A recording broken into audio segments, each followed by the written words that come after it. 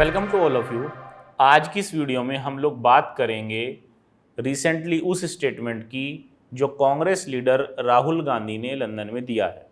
Congress leader Rahul Gandhi ने London में कहा कि India is not a nation, it is a union of states, यानी कि भारत एक राष्ट्र नहीं है, ये राज्यों का संघ है। इसी मुद्दे पर आज हम लोग चर्चा करेंगे और ये जानने का प्रयास करेंगे कि क्या वास्तव में भारत एक राष्ट्र नहीं है, और ऐसा अगर स्टेटमेंट दिया गया है तो इसके पीछे कारण क्या है, तर्क क्या है, जिन तर्कों के आधार पर ये बात कही गई है। तो सबसे पहले हम लोग यही समझने की कोशिश करेंगे कि राहुल गांधी ने जो लंदन में स्टेटमेंट दिया वो क्या था।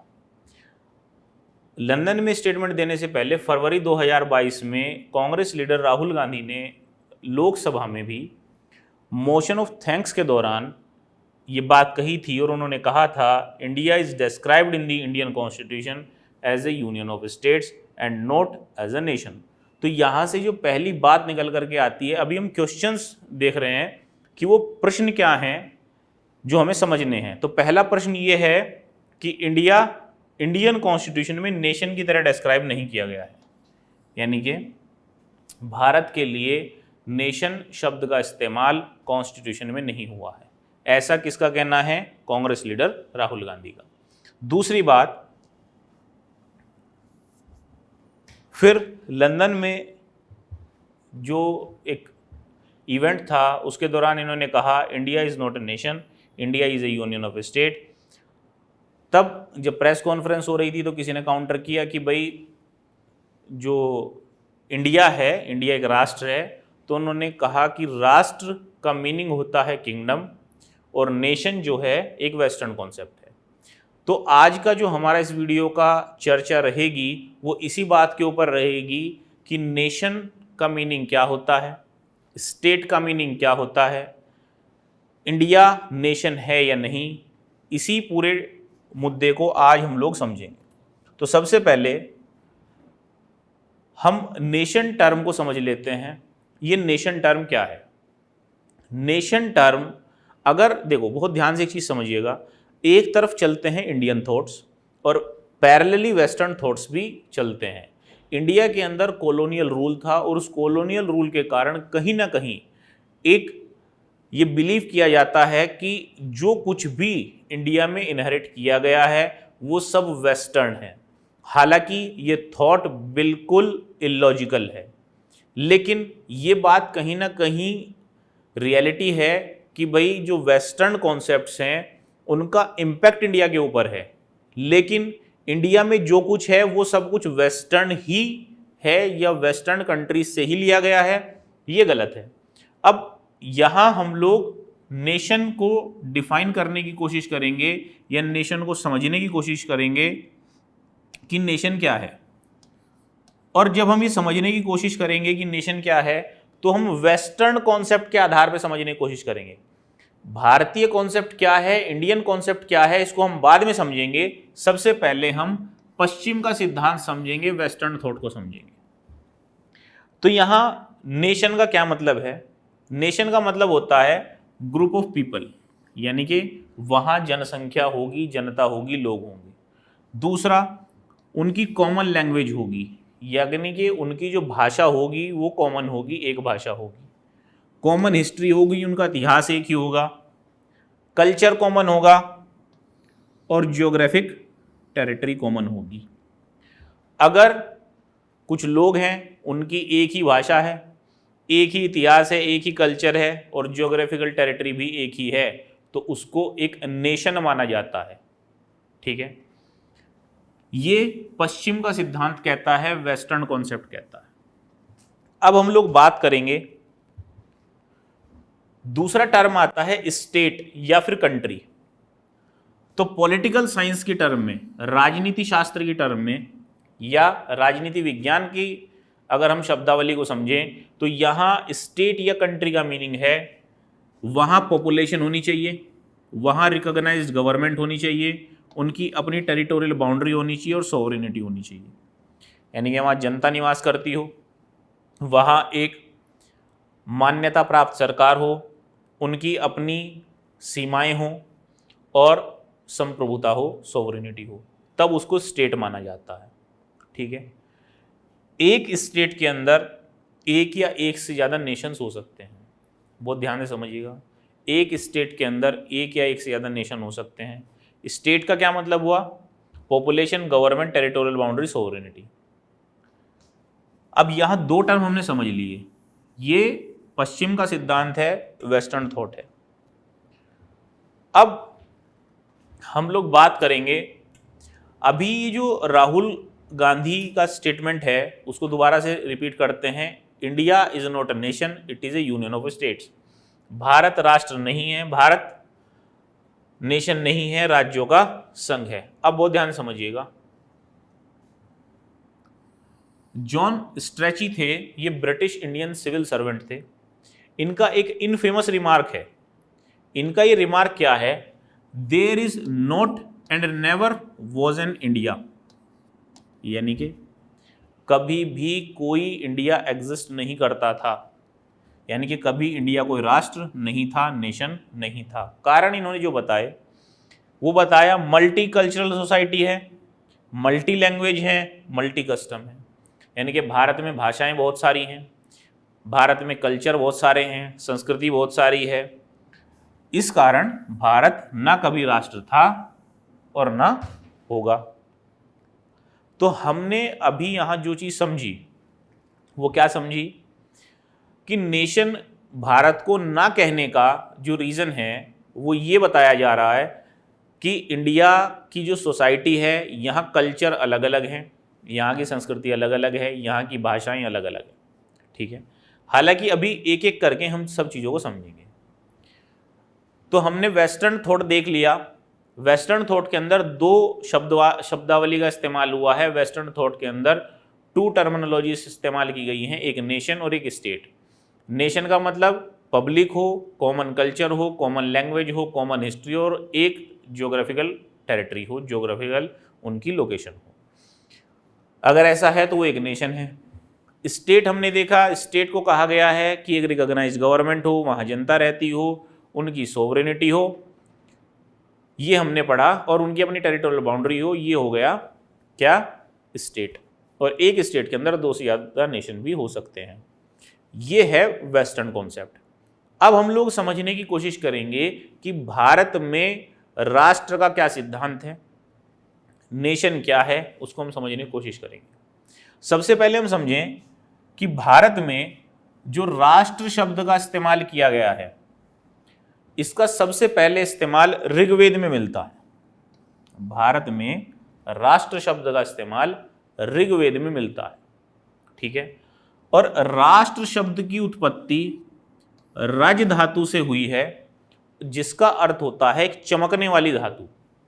ठीक है, और इसीलिए जो राष्ट्र की व्याख्या जब करते हैं भारत में, तो ये व्याख्या है राजते दीप्यते प्रकाशते शोभति इति राष्ट्रम। दोबारा ध्यान समझिएगा, राजते दीप्यते प्रकाशते शोभते इति राष्ट्रम, यानी कि जो स्वयं दे दीप्यमान होने वाला हो वही राष्ट्र कहलाता है, यानी कि विभिन्न वैभव से सुशोभित देश राष्ट्र होता है। दोबारा ध्यान समझो, राष्ट्र का अर्थ केवल कोई टेरिटरी नहीं ली गई है भारत के संदर्भ में।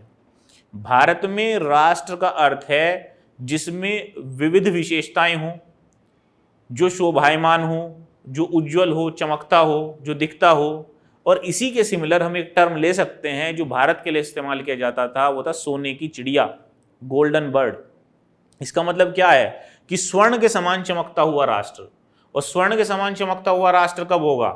जब वहाँ मॉरल वैल्यूज़ बहुत अच्छी हों। मॉरल वैल्यूज़ अपने हाई लेवल पर है, इकोनॉमी अपने हाई लेवल पर है, देश का जो राजा है, गवर्नमेंट है, सरकार है, वो जनता के लिए काम करती हो।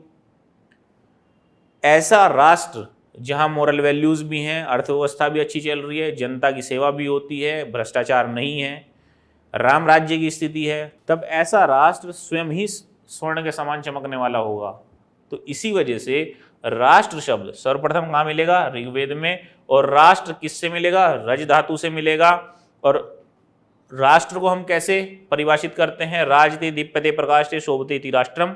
यानी कि जो स्वर्ण सा चमकता हो वही राष्ट्र है। इसके अलावा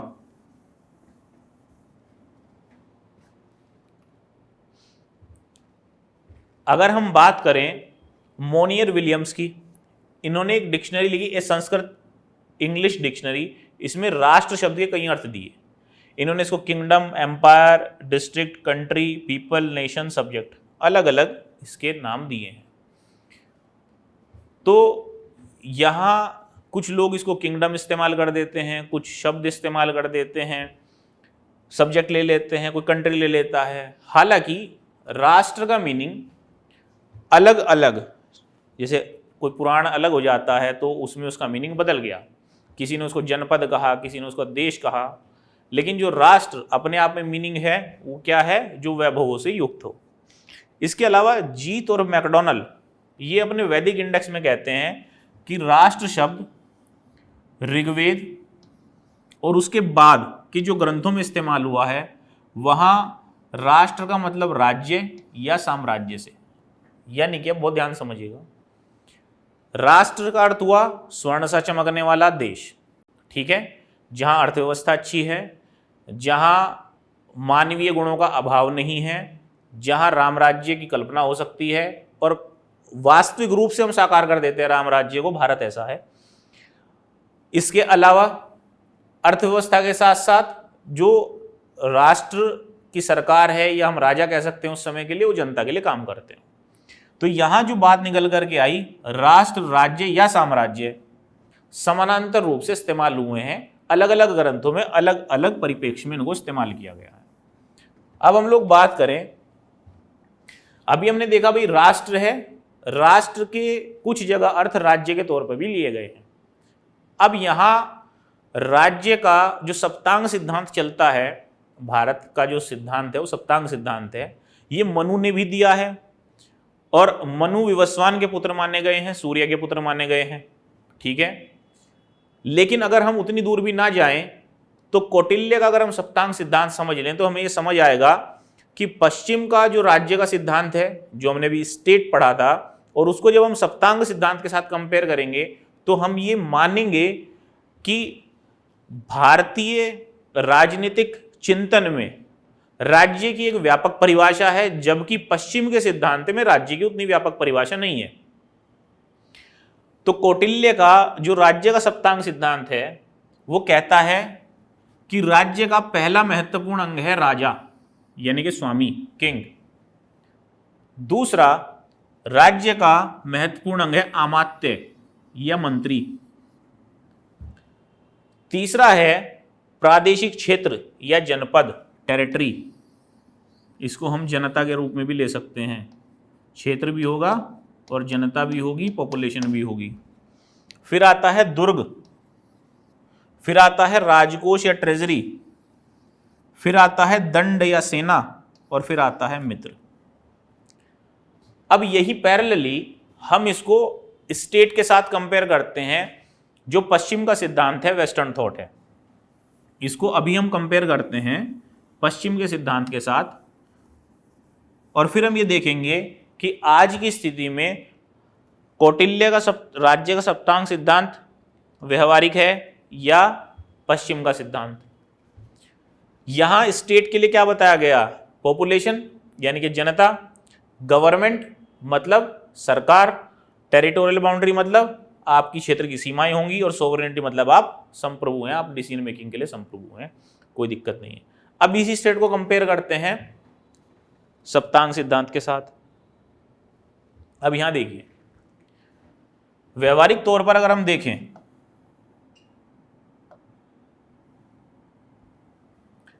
भारत में राजा या स्वामी की जगह आप प्रेसिडेंट को ले सकते हैं, राष्ट्रपति। अमात्य या मंत्री, काउंसिल ऑफ मिनिस्टर्स हैं, मंत्री परिषद है, जिनका नेतृत्व प्रधानमंत्री करते हैं, प्राइम मिनिस्टर करते हैं। पूरा क्षेत्र है, टेरिटरी है, यहाँ जनता भी रहती है। दुर्ग, यहाँ फोर्ट, किलों की बात हुई है, ये क्षेत्र की रक्षा के लिए होता है, तो ये भी काम होता है, बाउंड्री बनाई जाती है। राजकोष या treasury, consolidated fund of India है। दंड या सेना, एयर फोर्स है, आर्मी है, नेवी है। मित्र, अलाइज, मित्र का एक बहुत इंपॉर्टेंट रोल है। अंतरराष्ट्रीय पटल पर अगर भारत को अपने हित प्रमोट करने हैं, इंटरनेशनल लेवल पे अगर हमें अपने इंटरेस्ट प्रमोट करने हैं तो हमें अलाइज चाहिए।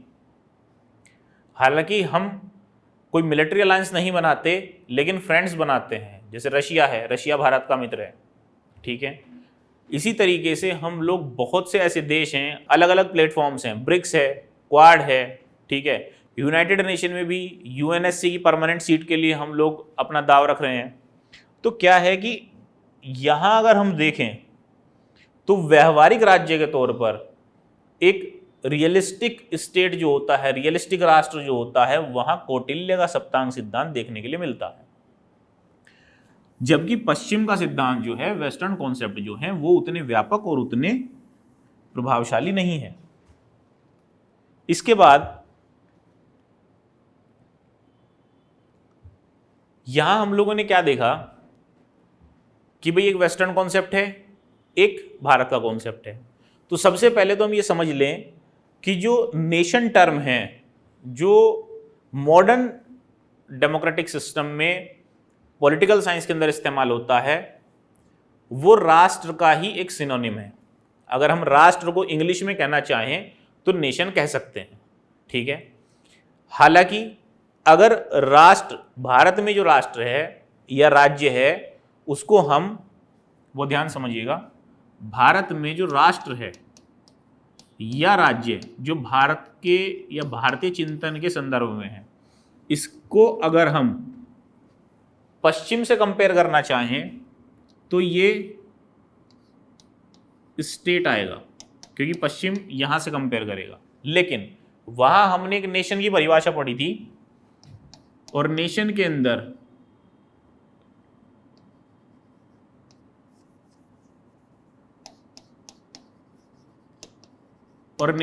हमने देखा था common culture, public, common history, geographical territory, सब कॉमन हो तब ये नेशन हो जाएगा। तो यहां हम इस राष्ट्र और राज्य को नेशन से भी कंपेयर कर सकते हैं और स्टेट से भी कंपेयर कर सकते हैं। लेकिन अभी इसमें हमें एक बात और समझनी है, वो हम समझेंगे अभी। इंडिया ज्योग्राफिकली एक सिंगल यूनिट है, इसमें पूरे वर्ल्ड को कोई डाउट नहीं है, ज्योग्राफिकली सिंगल यूनिट है। सिर्फ इंडिया एक राष्ट्र है या नहीं, नेशन है या नहीं, यहां सिर्फ एक जगह क्वेश्चन मार्क आता है। वो क्वेश्चन मार्क ये है कि भारत में जो कल्चर है वो अलग अलग है, भारत में जो भाषाएं हैं वो अलग अलग हैं, लैंग्वेज सब अलग अलग हैं। तो जब ये सब अलग अलग हैं तो ये एक राष्ट्र नहीं है, क्योंकि इनकी हिस्ट्री अलग, इनका कल्चर अलग। तो ये जो क्वेश्चन है ये हम लास्ट में डील करेंगे। अब तो पहला हमने देख लिया कि नेशन कोई वेस्टर्न कॉन्सेप्ट नहीं है। सबसे पहला हम जिस क्वेश्चन का आंसर फाइंड आउट कर रहे थे, क्वेश्चन ये था कि क्या नेशन वेस्टर्न कॉन्सेप्ट है। तो नेशन जो टर्म है ये मॉडर्न पॉलिटिकल सेंस में तो वेस्टर्न आई है, लेकिन ये जो टर्मिनोलॉजी है ये इंडिया में नहीं है। इंडिया में ये बहुत पुरानी है और हमारे यहाँ राष्ट्र शब्द का इस्तेमाल होता था, वो हमने देख लिया। अब दूसरा हम लोग जिस क्वेश्चन का आंसर फाइंड आउट करेंगे, जिस क्वेश्चन का आंसर फाइंड आउट करने वाले हैं वो क्या है कि क्या कॉन्स्टिट्यूशन में इंडिया को नेशन बनाया गया है या इंडिया को यूनियन ऑफ स्टेट बनाया गया है। ठीक है, अब ध्यान से समझिए।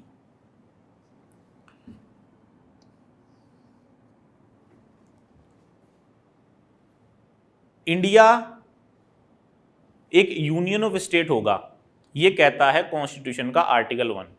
आर्टिकल 1 के अंदर जो टर्म लिखा है वो क्या है? India that is Bharat shall be a union of states.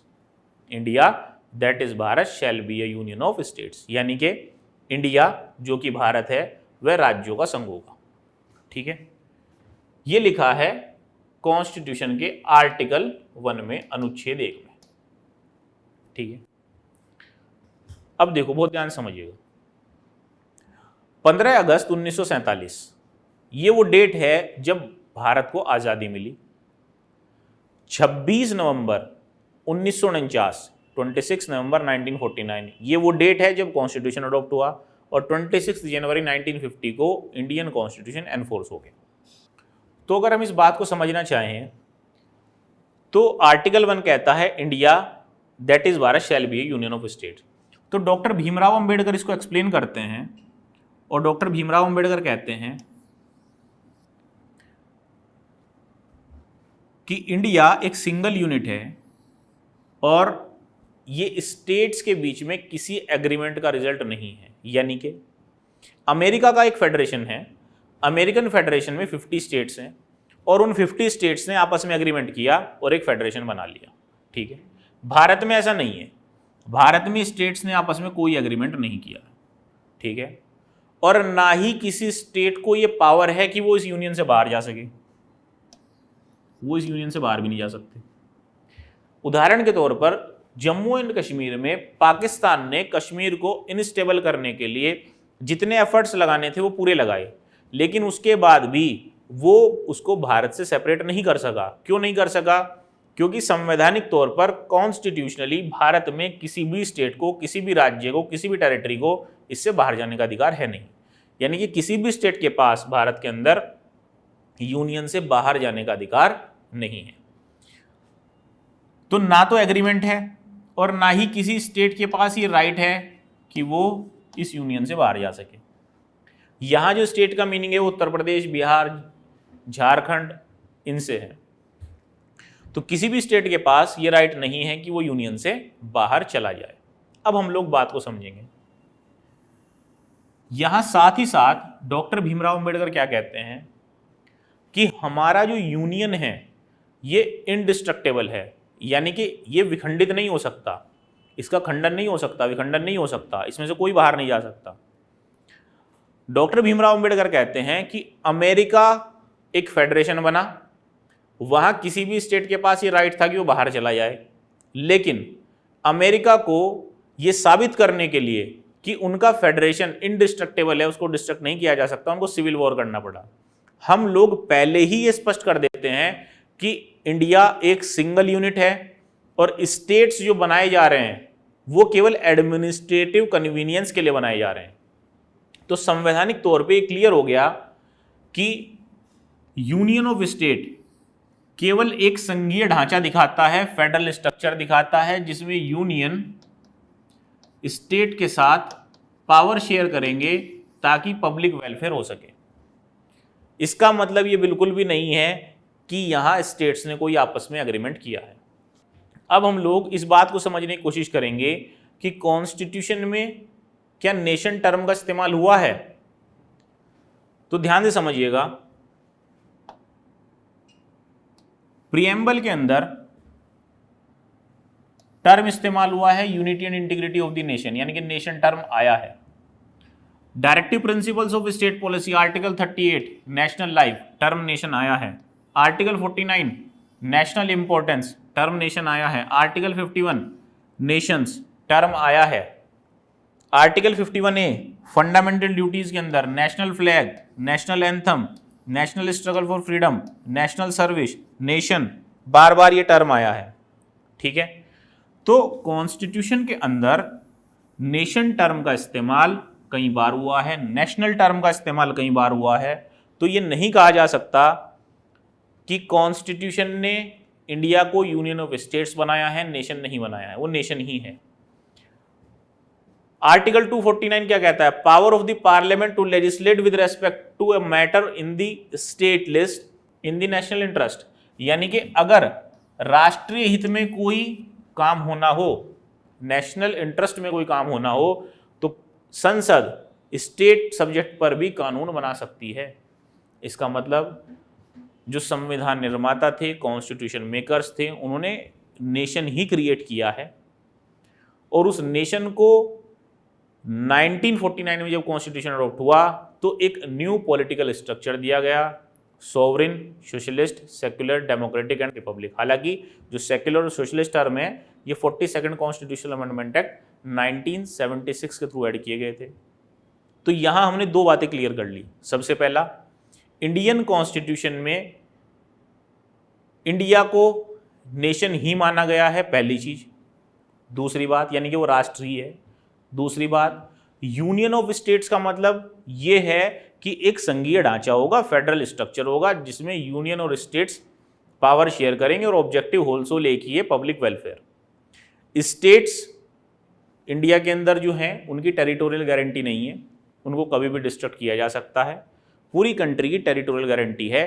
Country India एक सिंगल यूनिट है। नेशनलिज्म की फीलिंग प्रमोट करने के लिए ही सिंगल सिटीजनशिप का प्रोविजन भी दिया गया है। अब हम लोग समझने की कोशिश करेंगे। हमने दो बातें समझी, यूनियन ऑफ स्टेट का मतलब भी समझ लिया और ये भी समझ लिया कि कंट्री के अंदर जो नेशनल टर्म है वो इस्तेमाल हुआ है। अब एक लास्ट मुद्दा बचता है, वो क्या है? ये हम जॉन स्ट्रैचे इनके रिमार्क से ही देख लेते हैं। इन्होंने जिस ग्राउंड पर ये कहा था कि इंडिया एक नेशन नहीं है, इसका ग्राउंड था मल्टी कल्चरल सोसाइटी है, मल्टी लैंग्वेज है, मल्टी कस्टम है। ठीक है, ये रिमार्क कई बार आया ब्रिटिशर्स की तरफ से और वेस्टर्न जो थॉट्स के पर्सन थे, वेस्टर्न आइडियोलॉजी फॉलो करने वाले लोग थे, उन्होंने भी ये बात मानी। इनका जो ग्राउंड था कि मल्टी कल्चर है, मल्टी लैंग्वेज है, मल्टी सोसाइटी है, तो इनका जो आंसर दिया है वो बहुत सारे ऐसे इंडिया के प्रोमिनेंट पर्सनैलिटीज़ हुए हैं, ऐसे महापुरुष हुए हैं जिन्होंने समय समय पर इसका उत्तर दिया है। इसमें स्वामी विवेकानंद भी हैं, महात्मा गांधी भी हैं और बहुत सी ऐसी पर्सनैलिटीज़ हैं जिन्होंने इनके उत्तर दिए हैं। लेकिन इस संदर्भ में, इस कंटेक्स्ट में जो सबसे अच्छा आंसर आता है वो महात्मा गांधी का है। महात्मा गांधी से भी यही प्रश्न किया गया, उन्होंने हिंद स्वराज में जो उत्तर दिया वही यहाँ पर हम कोट कर लेते हैं। हिंद स्वराज में महात्मा गांधी ने कहा कि ये जो ब्रिटिशर्स हैं ये हमें कहते हैं कि इंडिया कभी नेशन था ही नहीं और नेशन बनने में इन्हें सदियों लग जाएंगे। ना तो पहले कभी ये थे और आगे भी अगर इन्हें नेशन बनना है तो इन्हें सदियों लगेंगी। उनका ये जो कहना है ये तर्कहीन है। क्यों है? क्योंकि प्रकृति ने भारत को एक सिंगल ज्योग्राफिकल यूनिट में डाला है, यानी कि नेचर ने खुद भारत को क्या बनाया है, एक सिंगल लैंड मास दिया है। और यहाँ जो हमारे पूर्वज थे उन्होंने इस बात को समझा, इस बात को जाना, इस बात को महसूस किया कि ये भारतवर्ष एक राष्ट्र है। और भारतवर्ष पुराणों में भी जो दिया गया है वो दिया गया है उत्तर में हिमालय से लेकर के दक्षिण में कन्याकुमारी तक और पूर्व से लेकर के पश्चिम तक ये फैला हुआ।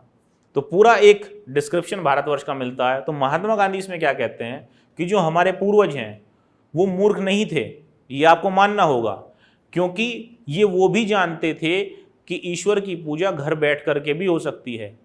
उन्होंने हमें ये सिखाया कि अगर आपका मन पवित्र है तो आपके घर में ही गंगा है। तो जब उनके विचार इस तरीके के थे तो वे मूर्ख नहीं थे। जो उन्होंने पूरे भारत की यात्राएं की, एक स्थान से दूसरे स्थान गए, चाहे उसमें आदि शंकराचार्य हों या कोई और, वे जो एक स्थान से दूसरे स्थान गए, उन्होंने उत्तर में हरिद्वार, इसके अलावा दक्षिण में, पूर्व में, पश्चिम में सभी जगह तीर्थों की स्थापना की। वो क्यों की? क्योंकि वो जानते थे कि ये पूरा भारतवर्ष एक भूमि है और इस भूमि पर रहने वाले लोग एक हैं। उन्होंने एक दूसरे की भाषाएं सीखी और उनके बीच में कोई अलगाव नहीं था, कोई मतभेद नहीं था। उन्होंने भारत में इन तीर्थों की स्थापना के माध्यम से एक राष्ट्र की भावना प्रज्वलित की और जिस तरीके की या जिस माध्यम से उन्होंने भारत में, भारत के लोगों में राष्ट्रीय भावना को विकसित किया, ये माध्यम, ये तरीका विश्व के अन्य देशों में अज्ञात है। विश्व के अन्य लोग इस माध्यम से, इस तरीके से अनभिज्ञ हैं। तो बहुत ध्यान समझिएगा, भारत का जो नेशनलिज्म है, भारत का जो राष्ट्रवाद है, भारत की जो राष्ट्रीय भावना है, ये भावना जिस तरह से भारतीयों के मन में विकसित की गई है, जिस माध्यम से विकसित की गई है, ये भावना, ये तरीका विश्व के अन्य देशों में, खास तौर से पश्चिम के देशों में, वेस्टर्न कंट्रीज में उनकी जानकारी में नहीं है। वे लोग इससे अनभिज्ञ हैं, उन्हें इस चीज़ की नॉलेज नहीं है। इसीलिए भारत के जो मल्टी कल्चरल सोसाइटी है, एक मल्टीलिंग्विस्टिक सोसाइटी है, यहाँ भाषाएं बहुत सारी बोली जाती हैं, कल्चर बहुत सारे हैं, खान पान बहुत सारे हैं, अलग अलग किस्म के हैं, तो वो लोग इसको देखते हैं किस तरीके से कि ये लोग अलग अलग हैं, जबकि भारत में इसको अलग दृष्टिकोण से देखा जाता है, सब लोग एक ही राष्ट्र में रहते हैं। वो जो भावना है वो विश्व के अन्य देशों को समझ में नहीं आती। तो हम ये कह सकते हैं कि भारत की जो राष्ट्रीय भावना है, भारत में राष्ट्र की भावना विकसित करने का जो तरीका है, ये विश्व के अन्य देशों से अलग है। तो यहाँ हमने सारी बातें समझ ली। सबसे पहला हमारा क्वेश्चन ये था कि क्या नेशन एक वेस्टर्न कॉन्सेप्ट है। हम कह सकते हैं कि मॉडर्न डेमोक्रेटिक सेंस में नेशन वेस्टर्न कॉन्सेप्ट है, लेकिन भारत में ये कॉन्सेप्ट वेस्टर्न कंट्री से नहीं आया। हमारे यहाँ राष्ट्र बहुत पहले से इस्तेमाल होता है, ऋग्वेद उसका ओरिजिन है। दूसरी बात, हम लोगों ने ये समझी कि क्या संवैधानिक तौर पे भारत एक राष्ट्र नहीं है, तो हमने देखा कि नहीं, संवैधानिक तौर पर भी भारत एक राष्ट्र है, क्योंकि बार बार नेशन शब्द का इस्तेमाल कॉन्स्टिट्यूशन में भी हुआ है। फिर हमने ये समझा कि यूनियन ऑफ स्टेट्स का मीनिंग क्या है।